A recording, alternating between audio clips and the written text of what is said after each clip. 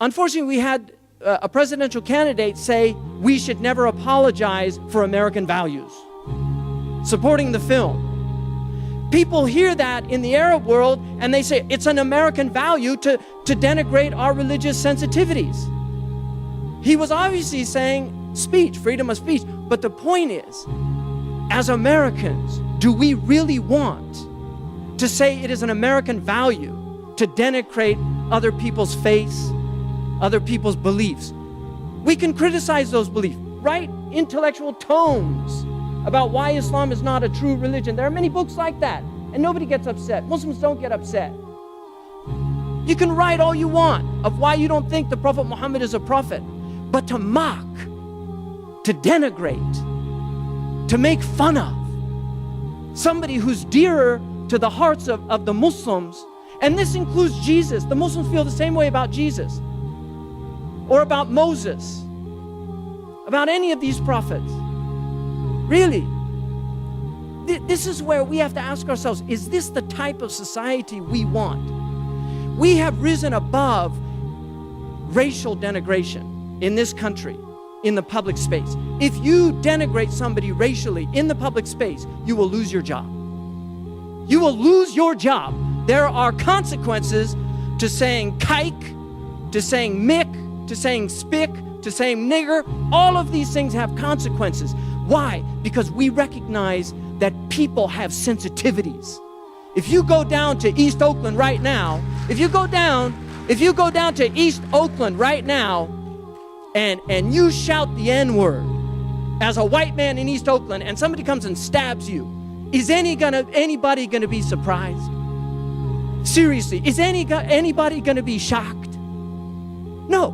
But what the problem is, we don't recognize that for believers, when you die, you lose your racial identity. But when you die, you maintain your religious identity. This is how the Muslims understand it. Now, I'm not going to justify anything the Muslims did in their reactions. I'm not going to justify that. The Prophet Muhammad never, ever attacked any ambassador. In fact, when a false prophet sent his ambassadors, he actually honored them and sent them back. He never denigrated ambassadors. In the ancient world, it was a declaration of war to kill an ambassador. This is a wretched thing that happened, but a small minority of people, and let me remind you that there were Libyans who died defending that embassy, trying to keep the Americans safe. And they are recorded, there are recordings of them saying, "Khallu, khush al-Amerikan dakhil, khush al-Amerikan dakhil, ahmuhum," protect them, make sure they're inside. And they lost their lives. And they would see that as a martyrdom in their faith. Just like Amir Abdul Qadir al-Jazairi defended the Christians and the French legation in Syria against the riots in which they were attacking Christians. He went out and defended them. The French sang his praises even though they had conquered his country and driven him out of his own country. He defended them in Damascus. He was honored in this country. Kadar, Ohio is named after, Iowa is named after him because he was honored as a noble human being. This is our prophet. This is how we see our prophet.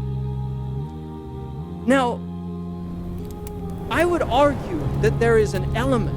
I called this years ago. I gave a talk at the Globe Theater about Othello.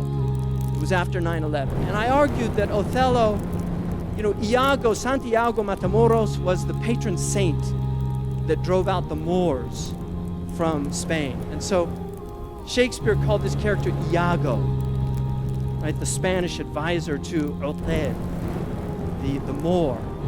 And there's an argument that Iago was actually represented a certain voice inside England that wanted to prevent an alliance with Queen Elizabeth and the Moroccans against the Spanish, because Mansur al-Dhahabi had argued for that alliance.